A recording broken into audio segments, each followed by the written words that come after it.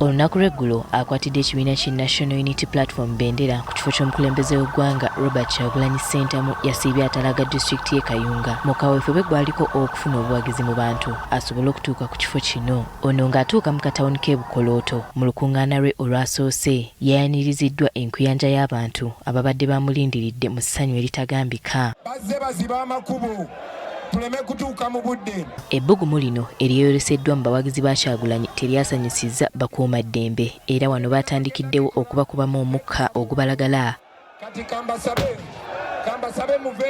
Mu kavuvuŋŋaano kano Yakobu Osuulwa mwe yagendedde kyokka ono oyinza okumuyita Saalumanya. Ono musomesa ku St. Lawrence Nursery and Primary School Butyaba nga gye yabadde ava okukola ku lipooti z'abaana. Ono gwe tusanze mu maka ge asangibwa mu zooni ye Ason Kaggwa mu wadi y'e Bukolooto mu Town Council y'e Kayunga. Abadde ali wakati mu bulumi obutagambika atubuulidde nti Kyagulanyi yatuuse e Bukolooto mu kaseera ke kamu nga naye ava ku ssomero okutegeka alipoota z'abaana. Ekinyegenyege ne kimukwata naye n'ayagala okumulabako n'okumuwuubirako ng'asinziira ebbali w'ekkubo gye yabadde ayimiridde. Saabadde nnyo mu crowd wali abagira ennyonzi nabadde mu executive mu VIP nga nakubiddwa nnyo era nenkosebwa nnyo.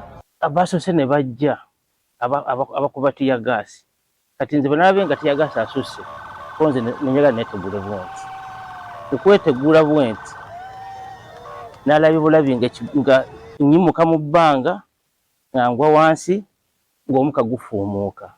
Nenjagala nnyimuke nkole ki nziruke nadduseeko wano nga naawali eri nengwa wansi ogenda okwekebera nga zenaza sikyafaananika nga nzijjudde biwundu byerera nga bw'obiraba. Mbwano yayoleddwawo bazira kisa ekiwejjowejjo mu ddwaliro ekkulu e Kayunga okufuna obujjanjabi. Nagenze mu Kayunga Main Referral Hospital gye nafuniddeko obujjanjabi bwabadde busoose then kati buno obuddako nze mwennyini akola ki agezaako okubwetuusaako okufuna reference okuva mu ddwaliro ne bawandiika eddagala enteekeddwa okukola ki okwejjanjabisa. Mu kiseera kino ono tamanyi kyakuzzaako anti ye mukono gwokka ogwaniridde amaka ge nga n'ekisinga okumuwa eby'omutwe nti yakoseddwa amagumba munda. Wakati waka nze nannyini wo bwe mbasikoze tubakola ki tubakwetuusaako kyonna kyonna waka ne kati saa zino ndi wansi. Ono si ye yekka eyalozezza ku bukambwe bw'abasirikale bano ne Joan Nanyange omutuuze w'e Bukolooto n'okutuusa kati ekyamutuusiddwako akyakyewuunya. Ne tudduka ne bankoona ne ngwa wansi ne bakakuba ku kisenge ne bansindika n'engwa okwavula bwe nti okudduka ne kanjokya ku bigere kaagudde wansi ne kanfuumuukira ne kankuba eno ku bigere wansi eno. Ono we tumutuukiddeko nga tasobola kutuula bulungi wansi. Ovuna agamba nti yabufunye mu kudduka okwetegula ekibaabu ky'abasirikale ababadde bakuba tiyagaasi obutasalako ng'eno gye yagwiridde ekigo kumpi n'akakebe ka tiyagaasi ne kamwokya ebisambi n'akabina. Kansazeesaze wansi ku kabina eno. Eno ku kabina wansi eno n'eno mu bisambi magulu yonna. Okutuula sisobola kutuula bulungi n'okwebaka oluusi nebakira sayidi bbiri zokka zokka eno enti sisobola nga. Tutuuseeko ne ku kyalo Lugasa mu Bbaale nga wano wabadde olukuŋŋaana lwa Kyagulanyi olwasimbyeyo. Eno tutuukidde mu maka ga Alice Takali eyafunye ekisago ku mutwe oluvannyuma lw'okkubwa akakebe ka tiyagaasi. Awo mu kisaawe nga tuli His Excellency Bobi Wine nga ayagala atubuulira byagenda tukola kati yabadde yankatandika okwogera obucupa bwa tiyagaasi ne butandika okukaaba abantu ne tufumuka emisinde yabadde akyagenda mu maaso awo obukebe bwe bwatandikidde yesewo n'agamba nti mubalaba batandiise kati tebagala tubabuulire kye tugenda kukola. Kati awo basindise tiyagaasi buli omu n'akwatagage kati president n'atugamba temudduka temugenda wala kuba we mugendeyo bagenda bakwata ate wakasuke ku mmotoka babuzeewo gume tubeere wano eno okuba kufa tufiire wano. Kale omutwe mpulira gunnuma n'amagulu mpulira gakankana. Takali atubuulidde nti y'omu ku babadde bagenze okwetaba mu lukuŋŋaana luno era ng'omukulembeze waabwe olwakutte akazindaalo okwogerako gye bali poliisi n'etandika okukuba tiyagaasi mu bantu. Wano we yawulidde ekintu ekimukuba ku mutwe era yazzeemu okutegeera ng'ali mu kalwaliro. nga bw'ayunguka amaziga ono ategeezezza ng'akakiiko k'ebyokulonda bwe kalaze kyekubira atagambika mu kampeyini zino naddala mu bavuganya ku bwa pulezidenti. Akakiiko k'ebyokulonda nze mbadde nsaba kabeere n'amazima n'obwenkanya kubanga ye Bobi waba agenda okuba kampeyini bamuyiganya nnyo naye abasigaddewo tebabayiganye ne batuuka n'okuba abantu abatalina musango. Kakyuseemuko oyo poliisi yaabwe bakumaddembe waba baza ku mabbali baleka abantu batambule nga batambula nga bali abalala abatali ku opposition.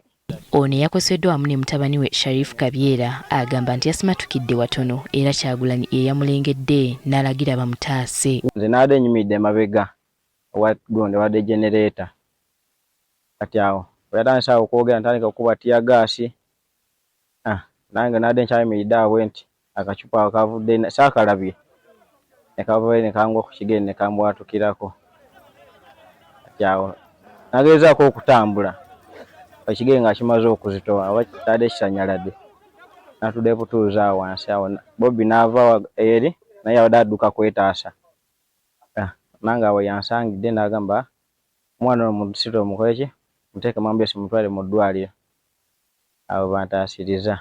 Waliwo n'omuvubuka Geoffrey Dema alumiriza poliisi okumutomeza emmotoka yaayo n'eyagala okumuwambako boodabooda ye era mu kanyolagano kano ono yafunye ebisago ku mukono n'ebisambi. Ekanze bwekazi nga tukasukira natukasukira kati okula ne pato ng'entuuseko n'enkuba n'engweri n'entomera n'engweri omukono gunnuma era mpulira gunnuma nasuze bubi sisobola kwekyusa wano wona wanumala kuba kali sisobola kuba bikulira ku lw'embeera y'okubanga okwetyobola ekitiibwa gutujja we guluma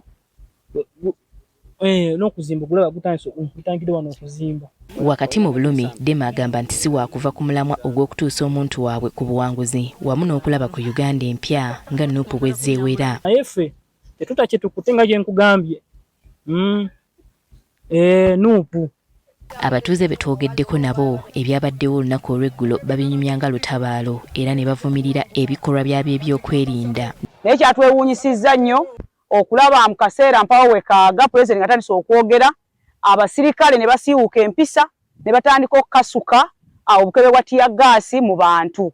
Kunju bakubye obukebe wali kunju era muzeeyi wange bamusise na kusimunju namutwala mu mwanyi yabadde agenda kufiira ne munju omwo. Bakuuma ddembe batwale bulungi abantu kubanga abantu banange bw'oba osanyukidde pulezidenti ogw'oyagala tekyetaagisa ate omutulugunya butulugunyi. Newankubadde bano banyiga biwundu, omwogezi wa poliisi mu regioni y'Essezibwa Helen Butooto ku lukomo lw'essimu ategeezezza nga bw'atali muntu yenna yakoseddwa Kyagulanyi ng'ali mu kitundu ky'e Kayunga. Era nga poliisi twasobodde okuba tiyagaasi mu bbanga nga abantu batandise nga bali kwegugunga ataddewo okujagala nga obujagala bungi. Twegala okukakasa abantu tetulinaako muntu yenna yalumiziddwa, tetulina muntu yenna eyakoseddwa.